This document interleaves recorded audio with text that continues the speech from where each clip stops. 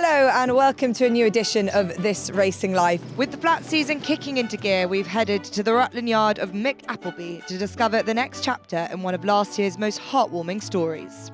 And we are in Newmarket to hear about a new beginning for a young trainer looking to make his mark in 2024. We'll come back to somewhere we know, to people that we know and to services that we know very well, and it's great to be sort of welcomed back into that with open arms by people that we've worked with in the past and people who are massively on board to see this work. I played football when I was younger at a very high standard, and I just fell out of love with it a little bit after a few setbacks, and my dad said to me, "Well, you're pretty small, why don't you try and be a jockey?" I'd never ridden a horse in my life. The only concern we had was the bend. I mean, Tom gave him an absolute great ride in going around the bend, and once he went in front, once he come off the bend, we didn't think he'd get beat then. We've travelled to the headquarters of horse racing here at Newmarket, to Park Lodge Stables, the new home of James Horton, a trainer starting afresh in familiar surroundings after a turbulent year with a very exciting bunch of new horses. On the eve of Goffs we had no orders and no owners and no horses, and now we're stood in Park Lodge and we've got 25 in, and we've got a great team of owners, and I feel very lucky that we've got there. It happened quickly, and I'm not sure there was a huge amount of strategy going on because it was very much a hurried decision. So I think we've done quite well to get to where we've got to. And I'm very pleased with the horses we've got, and I'm very grateful of the support that I've had from the owners that we've got as well. So it's been a hectic but fruitful few months. You must have, obviously quite, a massive road ahead at that stage, but you probably found, sort of reigniting relationships with people, and you've touched on the likes of David Redford, who's been instrumental in your career early on, and he's come back in as a joint owner of some lovely horse we've seen today, but people that you've really sort of revisited sort of relationships with again, that's probably been quite rewarding in a way. Absolutely. David's been a big part of my journey through racing. He's been very, very instrumental in helping us get people in here, and he's come in on a few horses that by show of good faith, and David was there at the beginning of my journey into flat racing, and I hope he'll be there at the end as well. So he's been a massive part. Richard Brown has been very, very supportive, and Ed Sackville as well. They're those three guys who I've had relationships with in the past, in different eras and different times. All three of them have come good and really helped me get going this time. Yeah, it's amazing. You always see it in different ways, how the racing community is that they really want to back someone. I suppose knowing that you've done it, we've seen what you can do as a trainer. Especially, I remember I think it was your first Baton winner was here at the Newmarket July course. You must have had a lot of confidence that you knew, even though you're starting again, but you know how much you can do with the right support around you. Well, I've been very lucky. I've been to some very good schools. Yeah. And if I hadn't come out of those schools and the time that I've spent there with any idea of how to get one fit, then I would have been in severe trouble, really. But we had a great time training from Middleham, and we were very lucky, and we had some lovely horses, and they ran very well for us. And hopefully we can continue that. And we've only run a handful of horses so far, but they've all run well. I think we've been slightly unlucky not to have had a winner, but I think it's not too far away. More from James about his team for the coming season later, but now we head to Langham Racing Stables to hear from Mick Appleby, who had a year to remember in 2023, and that continued into the winter with his 8th win in the All-Weather Trainers' Championship. Yeah, it's been really good, especially winning the championship again. We've had a great all-weather season. Started a bit slow, but gradually progressed and started banging the winners in. Obviously, the all-weather season has been like your bread and butter for so many years. How important, even though with all the success of last year, was it to keep up that trajectory and the standard that you always set for yourself over the winter months? Not this year. I mean, this year we never sort of went into it thinking we'd win it this year, to be fair, because I didn't think we had the ammunition that we'd normally got. So to actually still win it, I think it was quite an achievement. And full praise to all the staff working so hard all through the winter. But yeah, I mean, like I say, I mean, we didn't expect to win it this year. So it's good that we did. Is that because the type of horse in this yard is sort of changing a little bit? You've got more turf focus, and the horses have got a plan in place in your mind that is in the more the summer months. Yes, I mean, we've definitely got better calibre of horses, and we're starting to get a lot more 2-year-olds now as well. We have to look back at last year because there are plenty of first Royal Ascot winner, first Group 1 winner. How important was that and those achievements as a sort of a turning point for you in your career? Yeah, I mean, it was good, like having sort of first Royal Ascot winner, first glorious Goodwood winner, and then obviously winning out in the Breeders' Cup. I mean, that sort of topped the year off. I mean, it was hard to believe that it all happened, but obviously it did. And it's good, like, not to be just labelled as an all-weather trainer now. When did you know that Big Evs was a little bit special? I mean, as soon as we sort of started doing some proper work with him, I mean, to look at him, he didn't look anything special. Obviously, once we started doing a bit of work with him, we knew that he'd got an engine there. And you obviously went off first time out, and he ran a very eye-catching race. He was second, wasn't he? But you must have been very confident in his ability to head off to Royal Ascot with just, you know, a couple of runs under his belt, was it? Yeah, I mean, obviously we did think we'd win at Redcar first time out, but the draw scuppered that really. If you were drawn on the stand side, you had no chance whatsoever. So I think to finish second to a pretty decent horse as well, were a very good run. And so, come Royal Ascot, remind us of what it was like, because you probably went under the radar. You've sort of thought, is he going to be good enough for it all? But it's not just what he did, but he actually showed himself to be, probably wouldn't have been out of place in one of the group races that week. Yeah, exactly. I mean, like, obviously he'd come on a lot from his first run, and we knew we were going there with a really live chance of winning. I mean, like I said, he'd been working like with Arnaff, Racel, all the older sprinters that we've got, and we're holding his own against them, so we knew we were going there with a live chance. And then he goes on, wins, and then you take him to Goodwood. Did you all enjoy it as a team? Yeah, I mean, it was a great team effort, and obviously going to Goodwood, I mean, we were umming and ahhing whether we were going to run at Goodwood when the ground changed. We thought, well, we might as well take his chance, and we got to run him on it at some point. I think he braved it out, he hated the ground, and he just showed what he's like and how tough he is. How impressed were you with a horse that started early on in the year and went straight all the way through into the back end of the year? He must have a very tolerant mental constitution for such a young horse. Yes, he has. I mean, you wouldn't think he's a 2-year-old. I mean, obviously we had a bit of a blip in the Nunthorpe. I mean, on reflection, we probably shouldn't have ran there. But I think he probably just came way too soon after Goodwood. He had a hard race at Goodwood, and I think that probably just bottomed him a bit, and York came too soon for him. You sent horses abroad before, but the Breeders' Cup is a bit different. It sometimes can feel a bit out of reach. The best of the best competing. What was the experience like for you and your team? Yeah, no, I mean, it was great. I mean, we all enjoyed it. The owners loved it. I mean, it was a great experience. I mean, they looked after us really well. And to actually go out there on a big stage like that and actually go and win, I mean, it was great for the whole team. I remember thinking, you know, this horse has been drawn well. He's got a world-class jockey on board. He gave him a world-class ride as well. It must have been quite easy watching. Are you the kind of person that gets nervous? Because that was the biggest race you probably ever had. The only concern we had was the bend.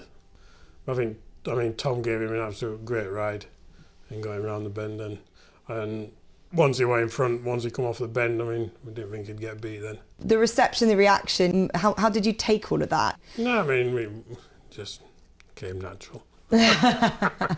No, took it all in a stride. But you seem to really enjoy it with the owners who clearly great friends, and it was a small group of you. There wasn't hundreds of you. It just Yeah, I mean, felt Paul really and nice. Rachel, yeah, I mean, really nice people, good owners to have in the yard.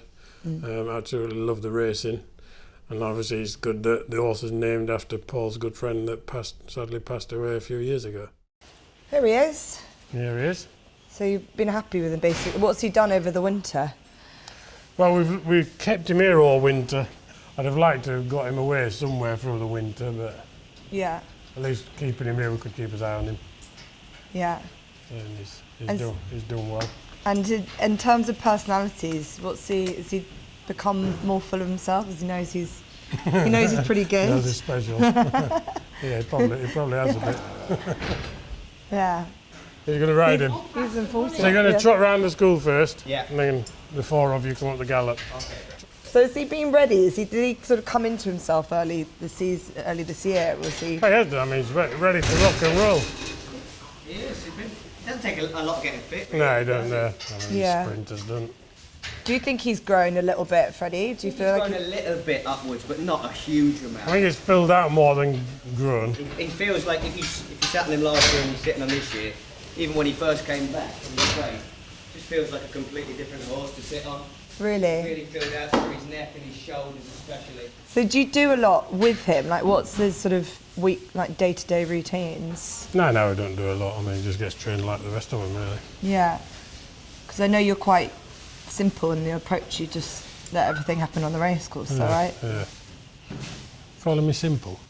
No, but as in like the day-to-day, you don't overcomplicate things. I try not to. Yeah. I'm not clever enough to do that. Well, now you're calling yourself simple. Freddie Larson looked after Big Evs all of last season and was impressed from the start. Yeah, obviously he came with a big price tag from Mickey Clears out the Breeze Up Yard there, and yeah, he came with I think he came with a video of him galloping, and he just came with a big reputation that this could be the one to take us there. And listen, he was very, very small. He wouldn't have knocked you over when he came off the box that day, and no one would have known what he was going to train on and do, you know. Yeah, I mean, the way he's improved, the way he's adapted to this training regime is, you know, it's brilliant. And listen, it's just lovely to be involved with a superstar, with a genuine superstar like him. It's brilliant. He obviously being by Blue Point, you know, he looks a 2-year-old, but maybe not the kind of horse that this yard's had before. Did you always know that this could be potential for you guys to have a horse that could take you to the best 2-year-old days? Yeah, I think there was probably a couple of points where we stepped him up in his work and started working him with older horses, because we wouldn't have a great selection of 2-year-olds to work with, not as early as he was. So to work with older horses at the time of year he was, and to work over him in the manner he was, we knew he was fairly special.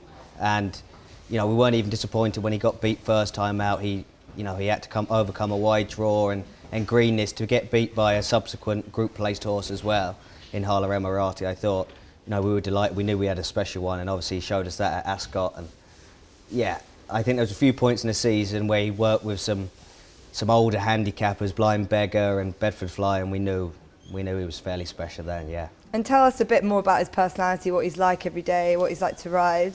As you can see, when the camera comes, his ears pricked. He wouldn't hurt a fly, but he's the most professional 2-year-old I've ever ridden. He knows when to turn it on and turn it off, you know. So, no, I mean, even in America, to go and handle that from a horse where you think we'd have quite a secluded training regime here, they'd see the string and that'd be it. It wouldn't be, you know, in Newmarket seeing loads of horses every day. He would have never seen anything like what he'd seen in America, and to handle it the way he did and be as professional as he was is, you know, a credit to himself.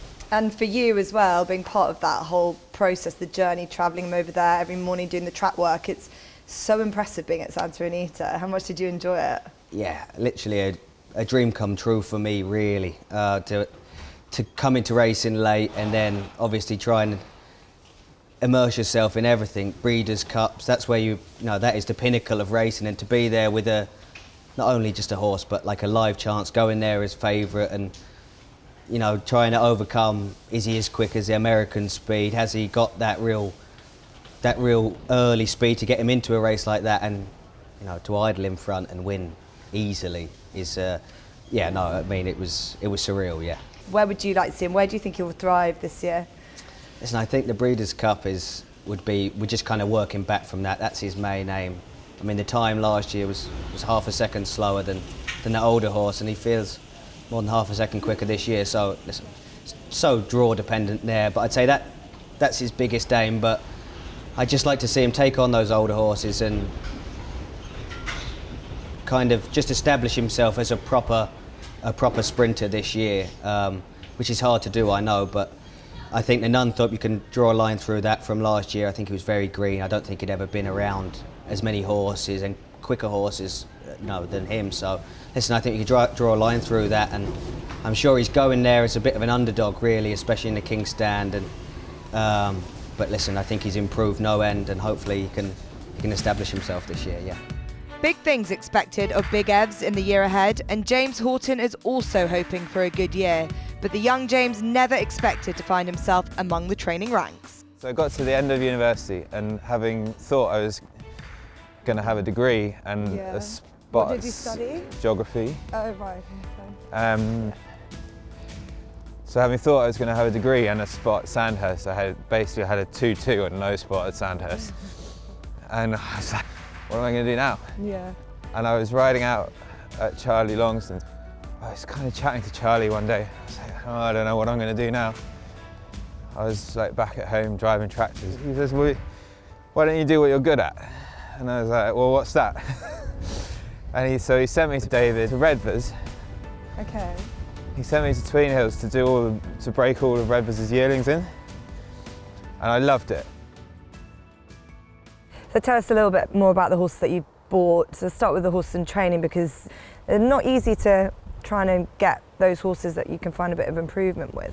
Yeah, so Maria and myself and Fred Morley did a lot of work during the horses in training sale, trying to find different angles on different horses, and Navaggio was a horse that Fred flagged up to us. There were a few question marks. He hadn't run for a long time. He was a bit old, he was a 4 turning 5-year-old, but Fred flagged him up. We went and saw the physical, and he was a very good looking, handsome beast, and so we had a go at him. Niall O'Brien from On to a Winner came into him immediately. Mm-hmm.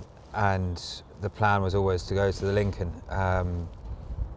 It's just always nice when you get to the end result of a plan from the end of October. So we got to the Lincoln, and he ran with great credit. We were slightly nervous as to whether or not the handicapper had his say from his last race in Ireland. Mm-hmm. But hopefully there's a little bit left in the tank, and he ran a big race in the Lincoln. I'm not sure he would have won it, but he was arguably slightly unlucky not to be a bit closer. He's an exciting horse for the season. He can turn up in some of those big Saturday handicaps and give everyone a lot of fun. Yeah, he's kind of the perfect kind of horse that you need at this stage. He's rated right to be in those big sort of Saturday races, the big festivals, and that's what it's all about when you've got a smaller team, and you need to show up there, because that's where people are going to notice you. Absolutely. We are, starting from the beginning again, and you get noticed on a Saturday afternoon when you're running well, a lot more than you do on a Monday night. So it's important for us to have horses running at those bigger meetings, and it's important for us to be competitive in them as well. We're a small team. It's great for the lads to have a runner on a bigger day. It's great for us to get our name out there, to have runners on those bigger days, and it's it's what it's all about. It's a really interesting mixture of sires and very beautifully bred horses, but you've got some quick horses as well. We saw a very eye-catching acclamation. What are the ones that I suppose they probably all are, but what are the ones that you're hopeful are going to be your earliest? We've got a showcasing colt and a Memas filly. They'd be probably the two earliest. They're probably looking at making their debut early May. And then there's a make-believe filly and an acclamation filly who are coming along as well, and they'd be maybe a week or two behind those two. But we're sort of getting there slowly without getting in a massive rush. We'll just take our time with them and do it right. But we've been very lucky. We've been sent some lovely pedigrees and some lovely types of horses. Some of them look early and some of them look like lovely back-end 2-year-old types that will be lovely 3-year-olds hopefully next year. So the future is with them really, and we'll do it right by them this year, that's for sure. The last 18 months, well, the last year basically has been a pretty turbulent one, but we'll put all that behind us and roll our sleeves up and get on, and we've rolled our sleeves up since the beginning of November when we came back down here, and hopefully we're getting there and we're filling Park Lodge slowly. We're looking forward to the year, and we're looking forward to the following years as well, you know, and this is the beginning of something hopefully, and we'll give it a real good go. And finally, I know obviously Maria's, you know, absolutely major part of it. She's fantastic at sourcing potential owners, and she's been a massive part of getting Overlander involved, and they're involved in the yard as a sponsor, and hopefully very soon we'll have a nice shiny new Overlander horse box turning up, which is very exciting. Yeah. So yeah, there's so much that Maria does that I wouldn't be able to manage without. Yeah, I'd imagine. And I'm just going back to the earlier point you made about coming back to, you know, people that you know so well, and Newmarket can sometimes people criticise it for being too much. There's too much going on here, and it's a bit busy. But at the heart of it is a real community of people that want to back each other. So I'd imagine that has been a real boost for the both pair of you coming home. Really. No, absolutely. It's we'll come back to somewhere we know, to people that we know, and to services that we know very well, and it's great to be sort of welcomed back into that with open arms by people that we've worked with in the past, and people who are massively on board to see this work, you know, and that's important for us to know that, you know, the people that we are in Newmarket want to help and want us to succeed and to do well, and yeah, it's good to be home, really. Best of luck to James as he starts this new chapter. Freddie Larson had a breakthrough season last year, but racing wasn't his first love. I played football when I was younger at a very high standard, and I just fell out of love with it a little bit after a few setbacks and getting dropped, and I just kind of fell out of love with it, and I'd completely given up on any idea of sport, to be honest. And my dad said to me one day, going to work with him, and he said, well, you're pretty small, why don't you try and be a jockey? I'd never ridden a horse in my life, and I looked it up and I went to racing school, and to be honest, I never really looked back. I loved it. I loved being around the horses. I loved the competitiveness of everything, and obviously my career kind of took off when I came to mix. I was on the fast track then, especially I'd just come just before the winter, and I kind of took off that winter, and I never really looked back. And obviously I've had big learning curves and made plenty of mistakes, but hopefully, you know, just keep improving. I know I've got a long way to go still yet, but to be involved with these kind of horses as well, it's only going to bring your riding on and bring the career on. It's just, yeah, no, it's been brilliant ever since. I think we're more of a team. I think if we can give our opinions on horses and try and work out what horses want, rather than it being a bit disconnected, because obviously we're the ones riding him every morning, and he knows that. And if you're getting a field that he can't see, perhaps, then listen, we're all trying to push in the same direction. We all want to train winners. We all want to ride winners. So, yeah, no, and listen, he's stopped me a few times, probably at £7 and £5, when I probably was making a few too many mistakes for the rides I was getting. But I've always come back and better than that, and I think he's probably stopped me at the right points and just kind of made me think about riding rather than just being on the conveyor belt. So no, listen, it's been brilliant, and I couldn't be happier, to be honest. You're wanting to ride on the biggest occasions, biggest days, and I know you go into Amy Murphy 3 days a week, and you got one of your biggest days of your career last year at Pride America. How important was that success?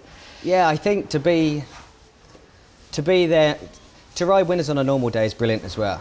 But just, everyone thinks they can do it on the big day, but to go there on an outsider, which everyone involved with the horse quietly fancied, and to go there and make it happen on the big day was just, yeah, it was brilliant.